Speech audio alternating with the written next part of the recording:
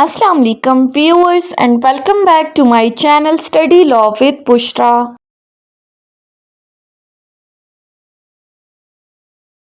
So in today's video we are going to discuss the most important topic, that is relationship between Pakistan and China. But before starting the discussion, I request you all to please subscribe to my channel and don't forget to press the bell icon for latest updates. Do share this video with your friends and don't forget to comment your feedback. So let's move towards the discussion. जब भी हम Pakistan China relations की बात करते हैं, पाक चीन दोस्ती की बात करते हैं, तो उस डीप बॉन्ड के लिए एक फेमस कोट जो है वो लिखा जाता है, that is Pakistan China relations are higher than mountains, deeper than the ocean and sweeter than the honey. यानी कि पाक चीन दोस्ती बिल्कुल पहाड़ों की बुलंदी से ज़्यादा, समंदर की गहराइयों से ज़्यादा और शहद की मिठास से ज़्यादा स्ट्रॉन्ग है। अब ये जो कोट कहा जाता है ये सिर्फ एक कहने की बात नहीं है, इसका मतलब ये है कि जो पाकिस्तान और चाइना के रिलेशंस हैं वो कोई फॉर्मल रिलेशंस नहीं है, बल्कि ये एक स्ट्रॉन्ग इमोशनल और स्ट्रेटेजिक बॉन्ड है that is based upon mutual trust, strategic cooperation and long term friendship. अब यहाँ पर मैंने तीन चीज़ों की बात की है कि पाकिस्तान चाइना की रिलेशनशिप्स तीन चीज़ों पर बेस करते हैं, mutual trust, strategic cooperation and long term friendship. अब ये जो स्ट्रेटेजिक कोऑपरेशन है इसका क्या मतलब है कि स्ट्रेटेजिक कोऑपरेशन से मुराद एक ऐसी पार्टनरशिप है जहां पर दोनों कंट्रीज एक लॉन्ग टर्म पार्टनर्स के तौर पर, एक ट्रस्टेड पार्टनर्स के तौर पर एक्ट करती हैं in defence, economic and politics. यानी कि ये दोनों कंट्रीज इकट्ठे काम करती हैं ताकि एक दूसरे के इंटरेस्ट को जो है वो प्रोटेक्ट कर सकें। अब चाइना और पाकिस्तान एक दूसरे के साथ क्या इंटरेस्ट शेयर करते हैं वो हम आगे जाकर पढ़ेंगे, लेकिन अभी तक के लिए इतना ही कि पाकिस्तान और चीन की दोस्ती के बारे में कहा जाता है कि ये आयरन ब्रदर्स हैं। इनकी दोस्ती को ऑल वेदर फ्रेंडशिप भी कहा जाता है। अब ऑल वेदर फ्रेंडशिप वो हम आगे जाके डिस्कस करेंगे, तब आपको आइडिया होगा कि बदलते हालात के साथ इनकी दोस्ती कैसे मजबूत रही है। आयरन ब्रदर्स इनको इसलिए कहा जाता है क्योंकि इनके एक्सेप्शनली स्ट्रॉन्ग स्ट्रेटेजिक पार्टनरशिप्स है जो कि पिछले 70 सालों से चलती आ रही है। इसीलिए इस डीप बॉन्ड के लिए ये higher than mountains, deeper than ocean and sweeter than honey का कोट यूज किया जाता है। अब आ जाते हैं पाक चाइना दोस्ती शुरू कहाँ से होती है। पहले जब चाइना बना था तो उस वक्त जो पहली कंट्री जिसने चाइना को रिकॉग्नाइज किया था वो पाकिस्तान थी। यहाँ से क्या हुआ, इनकी दोस्ती का आगाज होता है। अब चलते हैं 1950 की तरफ। 1950 में क्या हुआ कि जो पाकिस्तान और चाइना के रिलेशनशिप्स हैं, जो डिप्लोमेटिक रिलेशनशिप्स हैं, वो इस्टेब्लिश हुए थे 21 मई 1951 को। यहाँ से इनकी दोस्ती का आगाज होता है। अब यहाँ से लेके 2026 तक हम देखेंगे कि पाकिस्तान चाइना रिलेशनशिप्स कैसे स्ट्रॉन्ग होते गए। 21 मई 1951 को पाकिस्तान चाइना के डिप्लोमेटिक रिलेशनशिप्स इस्टेब्लिश हुए। उसके बाद 1955 में क्या होता है, 1955 में आता है सीटो, SEATO। सीटो किसे कहते हैं, South East Asia Treaty Organization. अब ये जो सीटो थी इसको बनाने का मकसद क्या था, South East Asia Treaty Organization को बनाने का मकसद क्या था कि साउथ ईस्ट कंट्रीज में कम्युनिज्म को जो है वो रोका जाए।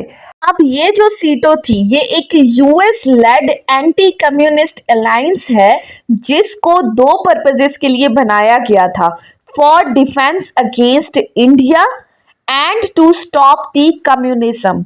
और पाकिस्तान ने भी इस सीटों की मेंबरशिप हासिल की थी, लेकिन पाकिस्तान ने इस मेंबरशिप को हासिल इसलिए किया था ताकि वो इंडिया के खिलाफ फाइट कर सके, इंडिया के खिलाफ अपना डिफेंस एक्सरसाइज कर सके।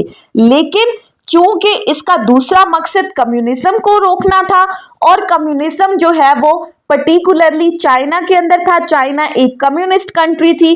कम्युनिज्म किसे कहते हैं? एक ऐसी गवर्नमेंट या ऐसा इकोनॉमिक सिस्टम जहां पर लोगों के ऑनरशिप में लैंड्स, फैक्ट्रीज नहीं होती, बल्कि गवर्नमेंट या कोई कम्युनिटी जो है वो उनको ऑन कर रही होती है। सो इस सीटों का मकसद क्या था कि कम्युनिज्म को खत्म किया जाए।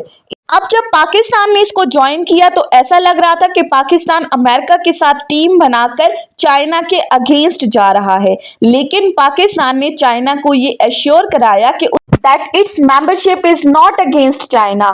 हम सिर्फ और सिर्फ इंडिया से अपने आप को डिफेंड करने के लिए यहाँ पर एंटर हुए हैं, आप पर अटैक करने के लिए नहीं।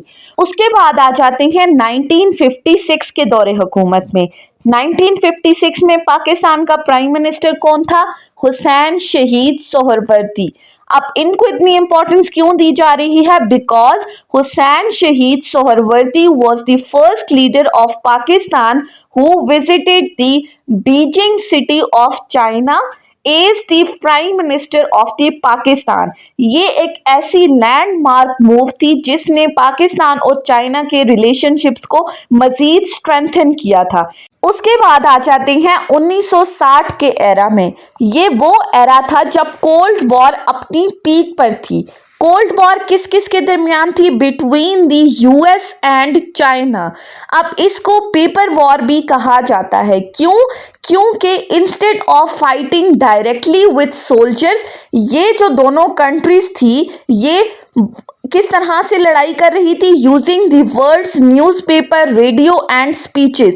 ये एक दूसरे के खिलाफ फॉल्स न्यूज़ जो है वो स्प्रेड कर रही थी, फॉल्स स्पीचेस जो है वो एक दूसरे के खिलाफ कर रही थी। यानी कि डायरेक्ट जंग नहीं थी, बल्कि बातों के तीर जो है वो चलाए जा रहे थे। अब ये कोल्ड वॉर क्यों थी? क्योंकि चाइना के अंदर कम्युनिज्म जो है वो तेजी से फैल रहा था, और अमेरिका जो था वो इस कम्युनिज्म के स्प्रेड के खिलाफ था। इसके अलावा यूएस रिपब्लिक ऑफ चाइना, जिसे हम ताइवान भी कहते हैं, उसको रियल चाइना कंसिडर करता था, जबकि बीजिंग में जो communist people's republic of China की हुकूमत थी उसको तस्लीम नहीं करता था। यानी कि जो बिगेस्ट पेपर कन्फ्लिक्ट था, जिसकी वजह से इसको पेपर वॉर भी कहा जाता है, वो सिर्फ और सिर्फ इस ताइवान को लेकर था। इसी दौरान चाइना और सोवियत यूनियन के ताल्लुकात भी ख़राब हो चुके थे, जिसकी वजह से जो चाइना था वो अपने आप को आइसोलेटेड कंसिडर कर रहा था, और इस आइसोलेशन की वजह से यूएस चाइना को मज़ीद दबाने की कोशिश कर रहा था। लेकिन यहाँ पर भी इस आइसोलेशन को किसने ख़त्म किया? पाकिस्तान ने चीन का साथ देते हुए उसे इस आइसोलेशन से निकालने की कोशिश की। इसी तरह 1960 के अंदर पाकिस्तान और चाइना का जो बॉर्डर एग्रीमेंट था वो भी हुआ था, जिसको हम सरहदी मुआहिदा भी कहते हैं। अब इनके दरमियान कॉन्फ्लिक्ट क्या था कि पाकिस्तान और चीन की जो सरहद थी, जो बॉर्डर था, जो अब गिलगित बल्तिस्तान और संक्यांग के दरमियान है, जो चीन का इलाका है, वो कभी भी क्लियर नहीं था। अब जब 1960 के अंदर इंडिया और चाइना के ताल्लुकात ख़राब हुए तो 1960 में पाकिस्तान ने चीन को इस बॉर्डर की डिमार्केशन की ऑफ़र की, यानी कि उसकी पेशकश की कि वो सरहद की हदबंदी करे।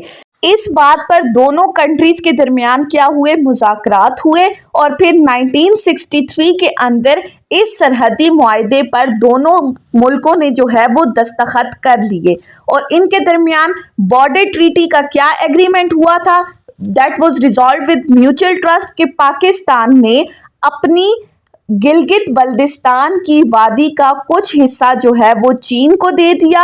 ये एक दोस्ताना मुआहिदा था, जिसकी वजह से पाकिस्तान और चीन के जो रिलेशनशिप्स थे वो मज़ीद स्ट्रेंथन हुए, मज़ीद स्ट्रॉन्ग हुए। लेकिन इस पर भारत ने भी जो है वो एतराज़ किया था कि ये इन्होंने अपना जो सरहदी तनाज़ा है वो इतनी आसानी से मुज़ाकरात के ज़रिए किस तरह ख़त्म कर लिया। सो ये जो 1960 की paper war between US and China थी वो एक आइडियोलॉजिकल वॉर ऑफ वर्ड्स थी, जबकि पाकिस्तान और चाइना के दरमियान जो वॉर थी वो एक पीसफुल नेगोशिएशन थी जिसने बॉर्डर डिस्प्यूट को जो है वो म्यूचुअल ट्रस्ट के साथ सेटल्ड कर दिया था। उसके बाद 1965 की पाक भारत जंग होती है।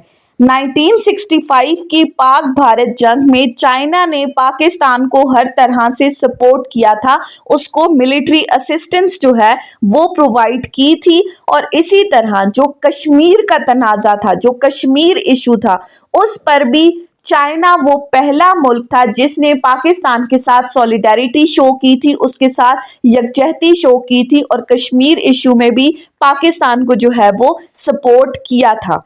उसके बाद आ जाती है 1966 के अंदर। 1966 जो है वो बहुत ही ज़्यादा इम्पॉर्टेंट है। इसके बारे में क्या कहा जाता है, इम्पॉर्टेंट बिल्डिंग ब्लॉक ऑफ 1966। अब ये क्या था, ये एक large scale military and economic cooperation थी बिटवीन द टू कंट्रीज।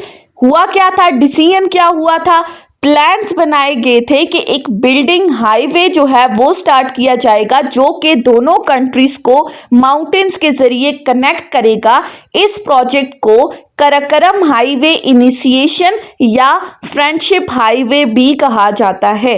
किस वजह से कि इसका ये फैसला हुआ था कि एक बिल्डिंग ब्लॉक बनाया जाएगा जो कि चाइना की जो इलाके जिंगजिंग का रीजन है उसको पाकिस्तान के इलाके गिलगित बल्दिस्तान के साथ जो है वो कनेक्ट किया जाएगा, यानी कि construction of the friendship on the Karakoram highway that was linking the चाइना's Jingjing region to the Pakistan's Gilgit Baltistan, and it was basically designed to improve the trade and regional connectivity between the two countries।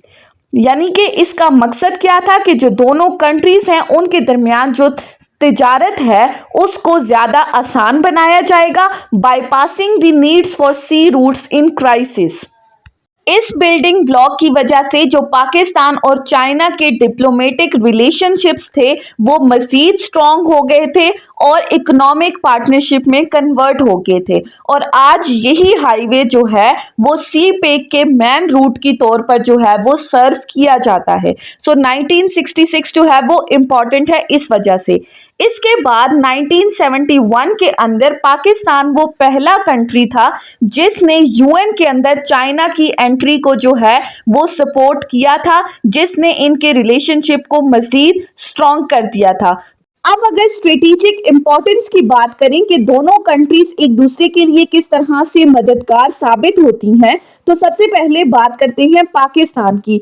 Pakistan के लिए China एक strong defence और economic partner है, यानी कि वो उसको defence support दे रहा है, इकोनॉमी में हेल्प आउट कर रहा है through the project of the CPEC which we will discuss later. और इसी तरह चाइना के लिए पाकिस्तान एक इम्पॉर्टेंट लोकेशन प्रोवाइड करता है जहां से चाइना अरेबियन सी तक इजीली जो है वो पहुंच सकता है, इजीली उसको रसाई मिल सकती है पाकिस्तान के through to reach the Arabian sea. अब जो हमने बात की थी कि इकोनॉमिक हेल्प आउट कर रहा है, पाकिस्तान की इकोनॉमी को बूस्ट अप कर रहा है through the project of the CPEC. CPEC क्या है, चाइना पाकिस्तान इकोनॉमिक कॉरिडोर। ये पाकिस्तान और चाइना के दरमियान एक सबसे ज़्यादा इम्पॉर्टेंट प्रोजेक्ट है जो कि डिस्कस हुआ था 2000 के अंदर। यहाँ पर हम इसकी डिटेल नहीं देखेंगे, इसके लिए हम एक अलग से लेक्चर बनाएंगे, लेकिन यहाँ पर इतना बता देती हूँ कि ये जो चाइना पाकिस्तान इकोनॉमिक कॉरिडोर है सी पैक, इसमें क्या क्या चीज़ें इन्वॉल्व हैं। इसमें हमारे पास रोड्स, एनर्जी प्रोजेक्ट्स और गवादर पोर्ट की डेवलपमेंट शामिल है जो कि पाकिस्तान की इकोनॉमी को बूस्ट अप करता है। यानी कि सी पैक इसलिए बनाया गया था ताकि पाकिस्तान के अंदर जो एनर्जी क्राइसिस हैं उनको कम करने में पाकिस्तान की हेल्प की जा सके। लेकिन जब 2019 के अंदर पाकिस्तान में कोविड आया तो सी पैक के जो ये प्रोजेक्ट था ये स्लो डाउन हो गया था। लेकिन वक्त के साथ साथ फ्यूचर में इस सी पैक के मंसूबे को मजीद एक्सपेंड किया जाएगा, जिससे पाकिस्तान और चाइना के रिलेशनशिप मजीद स्ट्रॉन्ग होंगे और इस सी पैक फेज 2 के जरिए पाकिस्तान की इंडस्ट्री और इकोनॉमी को बूस्ट अप किया जाएगा। इसके अलावा एग्रीकल्चर, इंफॉर्मेशन टेक्नोलॉजी, एजुकेशन और टूरिज्म में भी चाइना पाकिस्तान को कोऑपरेशन करेगा। इसके अलावा दोनों कंट्रीज के दरमियान कल्चरल रिलेशंस भी स्ट्रांग हो रहे हैं। स्टूडेंट एक्सचेंज प्रोग्राम्स और स्कॉलरशिप्स जो हैं वो इसका मेन इंपॉर्टेंट हिस्सा हैं, यानी कि पाकिस्तान के स्टूडेंट्स को जो है वो चाइना के अंदर स्कॉलरशिप्स भी प्रोवाइड की जा रही हैं।